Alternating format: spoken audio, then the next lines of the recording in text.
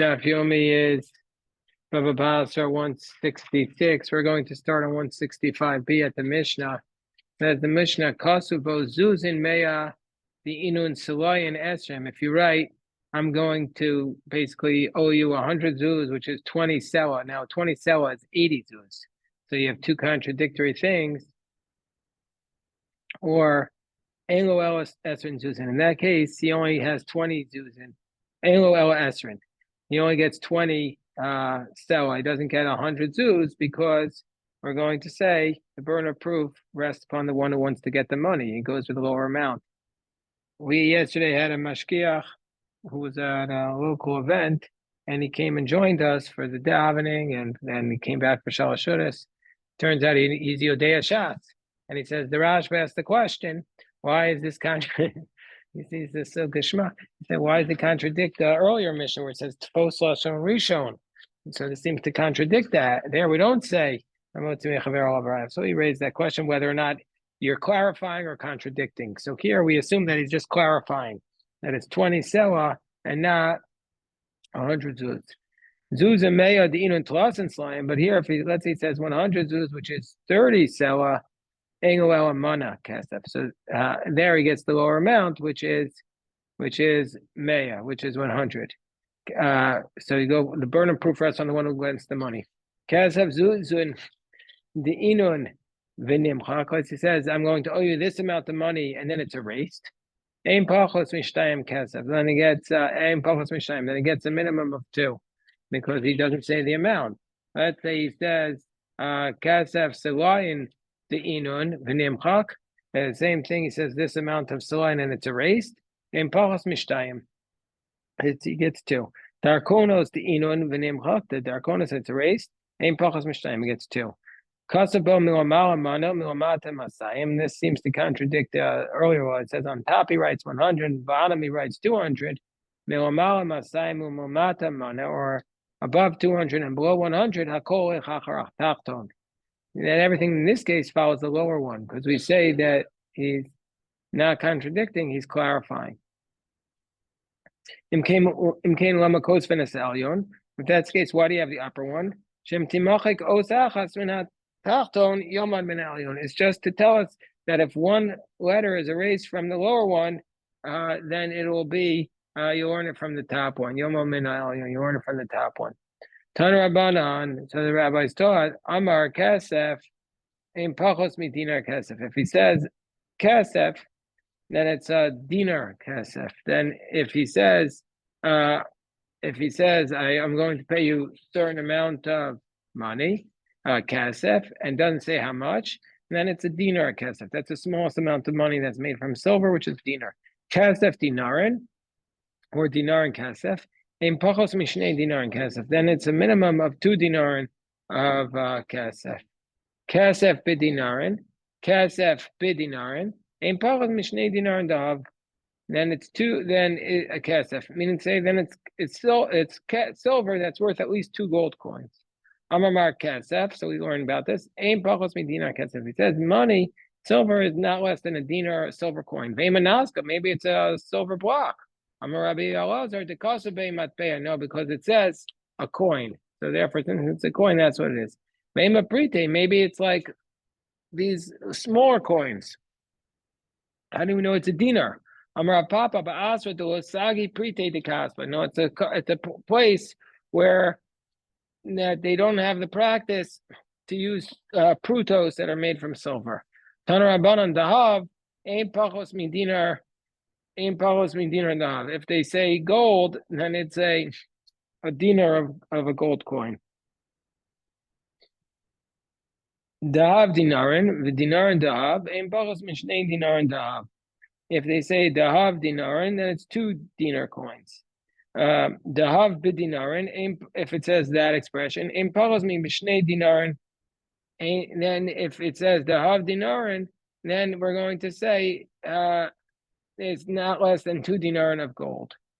Dahav bidinarin, but if it's dahav of the dinarin, ein pachos mishnei dinarin kasef dahav, then it's no less than 2 dinarin, 2 silver coins he has to give him gold that's worth 2 silver coins. Amar Mar Dahav in Pachos min dinar Dahav. He says if it's gold, it's not less than a dinar of gold. So Ema Naska, maybe it's a block of gold. Amar Brother the custom I pay. No, it says a coin. Maybe prete on top of 166A. Maybe it's these little coins. Gemara says priti dahava lo avdiinchi. The people don't make pritim out of gold; they make it out of copper. Zav b'dinar, and if it says zahav of coins, ein pachos mishnei dinar and kesef zahav. So then it will be it's not less under those circumstances. He doesn't owe less than 2 gold that's worth 2 dinar of silver. Ve'ema dahava pricha, but maybe it's just little broken pieces of gold. Betrayed dinare dahava kamar. No, we're talking about that it's valued at 2 gold coins. And that's what he means. Amar Baye, Yad Balashar al Tachton. In all these cases, the person who comes to collect, the person in the contract has the lower hand because we have the principle, the burden of proof rests upon the one who wants to get it. So therefore, that's and he can only get the lowest value of the contract. So the Gemara says, if that's the case, that we always say that the person who has the contract has the lower hand. Reisha Nami, also in the earlier brisa, where it says that if you say kesef b'dinar and you have to pay silver coins that are worth 2 dinarim of gold, why don't we say that he has to pay 2 dinarim of silver? Ravashi, Reisha the cost of dinari, Seifa the cost of dinarin. So it depends. If in the first clause he says dinari, which implies gold, whereas in the latter clause he says dinarin, which implies silver and not gold.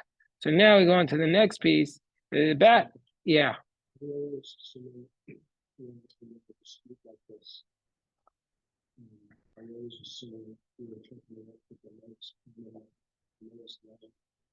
That's what we're saying, that the burden of proof rests upon the one who wants to get the money. So we take the lowest possible amount.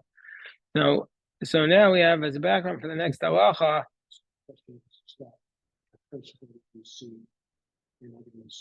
This is the principle throughout Shas. The burden of proof rests upon the one who wants to get the money. Except we said earlier, it contradicts something we said earlier in the tractate about Tefos Lashon Rishon. But this general principle for throughout Shas, burden of proof rests upon the one who wants to get the money. So the background is that this next piece is that a woman who gives birth or even has a miscarriage, she has to bring a sheep as an oah and a dove, a turtle dove, as a sin offering. If she can't afford to bring the sheep, then she brings.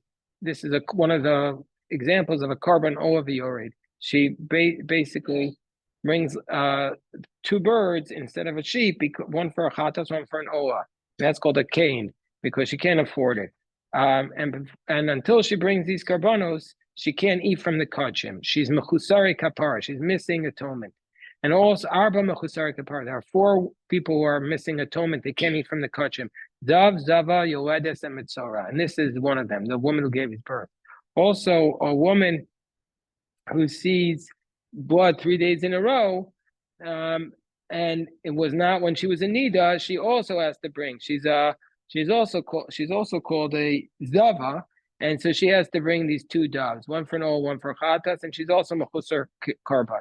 But let's say she's not sure if she brought it, if she miscarried or not. She's not sure if it was she saw something, but she doesn't know what it was. And also she's not sure if she saw Nida, so she's not sure if she's a Zava, she's not sure if she saw the blood. And then she brings the Chatas Of Haba Safek, then she brings the Korban Chatas out of a doubt, but she can't eat this and it's burnt. So now the Gemara brings a proof for the distinction of Rav Ashi. That there's a difference between dinari, which is a gold coin, and dinarin, which is a silver coin.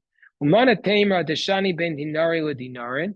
How do we know that you draw a distinction between dinari, which is a gold coin, and dinarin, which is a silver coin?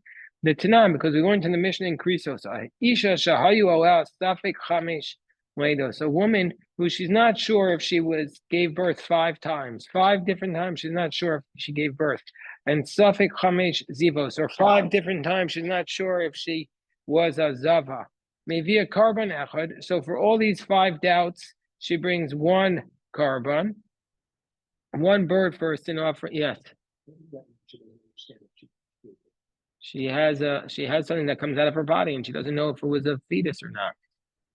You know, she miscarried or just miscarried. She doesn't know what it was. She doesn't know what it was. So she brings a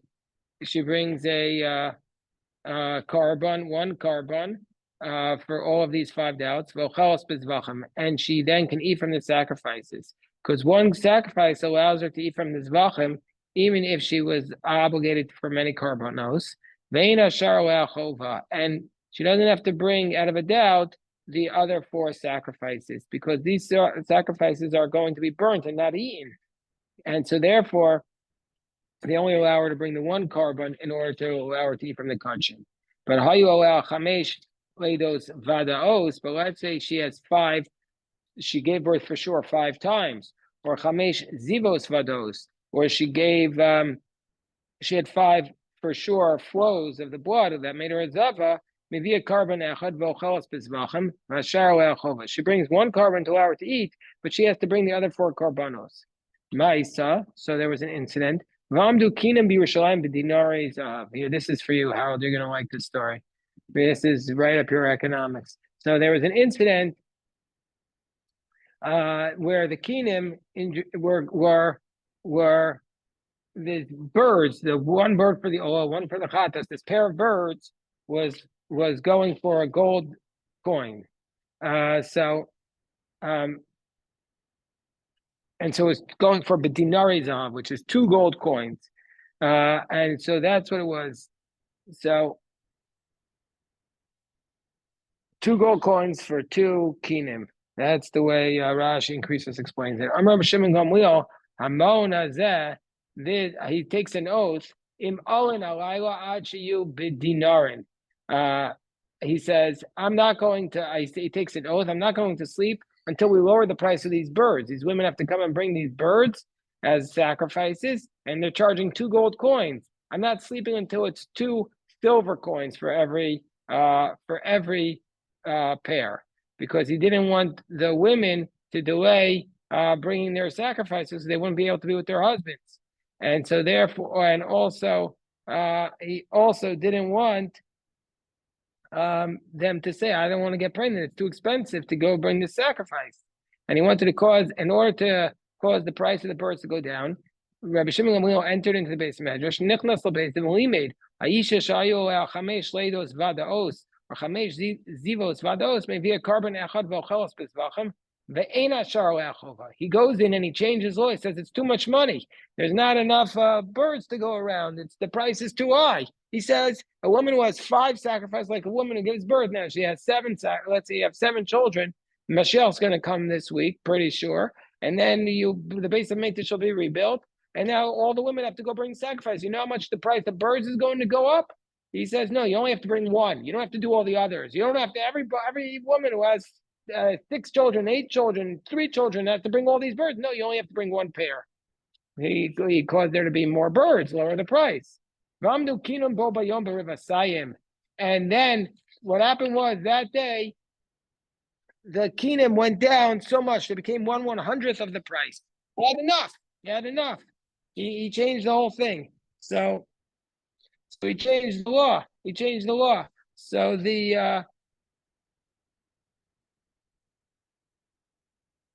so how was he able to do this? So Rashi and Krisos explains that Rashbag really didn't think this. He really thought that she had to bring all of them. And he just gave this teaching because he said if he wouldn't teach this, then they wouldn't have been able to bring 1. So he said, go bring 1. And then we'll basically, and because it was so expensive.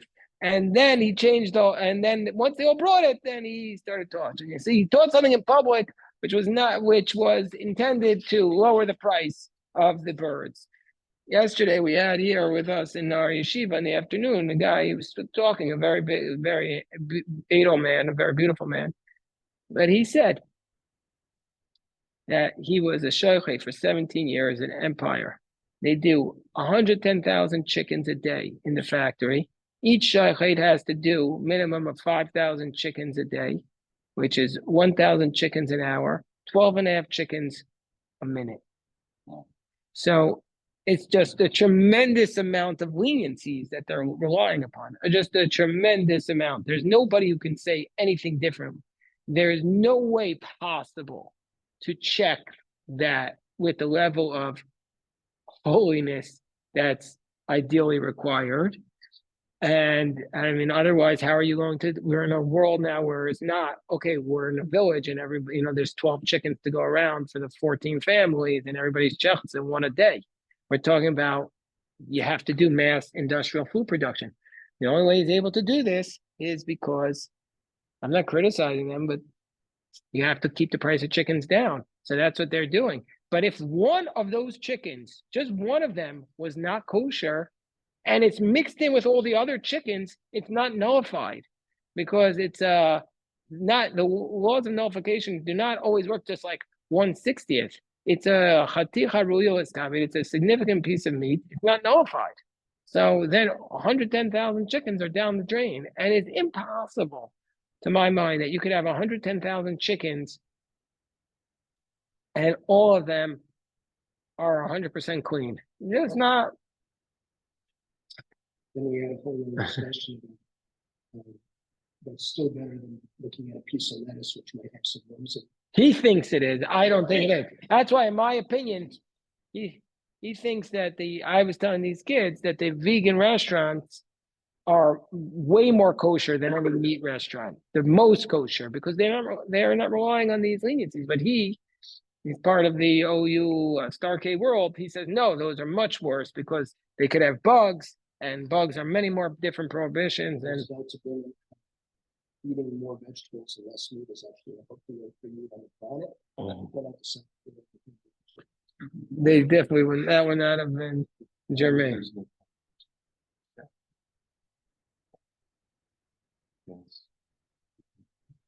There is I think there is some competition. They basically have the whole market, but that's not even the point. The point is that it just mind-boggling how you can, in any way whatsoever, think that that's more kosher than vegan. The rabbi would keep questions. Are you going to stop on the chicken? No, I'm not, because we have reality, and the rabbis, the rabbanon have said that this is kosher. I'll go along with that. There's the real world, there's the reality. The rabbis are practical people. Here we see this as a perfect example of the practicality. But don't tell me that don't tell me that it's more kosher than the vegan, because the vegan is for sure the most kosher way to live. For sure. Clean or don't buy the lettuce. You can go into a vegan restaurant and don't buy the lettuce, and there's like 3 or 4 vegetables. Yeah. No, you can have the cooked vegetables. Or there's 3 or 4 vegetables they have to be concerned about. Don't get those if you're worried about the bugs. So don't get those vegetables. Okay, anyway. So now we go on.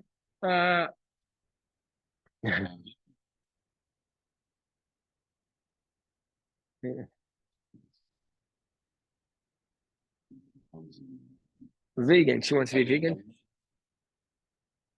But Baruch Hashem. Okay, so let's say there's a writing above and there's a writing below. We go by whatever is below. So if that's the case, why you write the top one? So if it's erased, so if you miss a letter from the bottom one, you'll go by the top one. So the Gemara says Tana Rabbanon Yomad Atachton Mina Elyon. So the Raisa taught that you should learn whatever is written in the bottom one from the top one. But only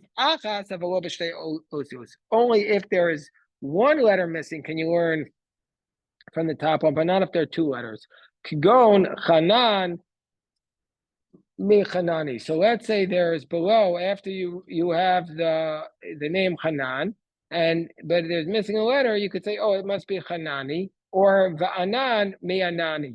So you can learn if there's missing one letter. So the Gemara says, Ma'ishna shtei otios. Why do we say in a case where there's two letters missing that we don't learn out to go? Doma Misrami Shem ben Arbe Omios. Because maybe there was a name there with four letters. And Havle Palge Dishman. So now we have half the name. Yachi, so then it's no good. And you can't learn from half the name that's written below from what's above. Well, one letter. Maybe you're missing a name of two letters, and you're missing half of it. What's the reason why two letters is no good? Maybe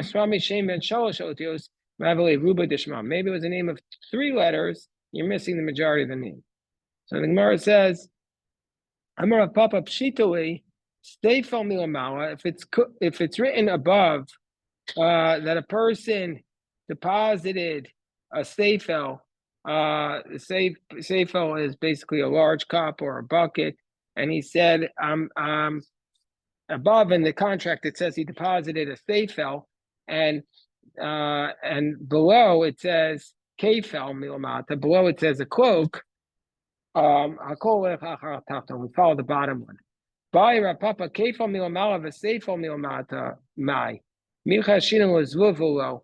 let's say it's written kefel above and then steifel below. What would be the law? Do we say that a fly erased a portion of the letter, and really it was written also below kefel, and the fly erased the regel of the kuf and turned it into a samach? I guess the ink was eaten away by a fly. I don't know, Olo or not. So the Gemara says Teiku. So the Gemara leaves that question unresolved. So basically, we'll stop here. This is today's daf, beautiful daf. We learned from here. I thought you would like that, Harold, because we have this power of Rabbis can set the price. well, they were worried about the tremendous manipulation of the monopoly, which was kind of their fault because of the stringency of the laws. So therefore, they took effect of it. But it wasn't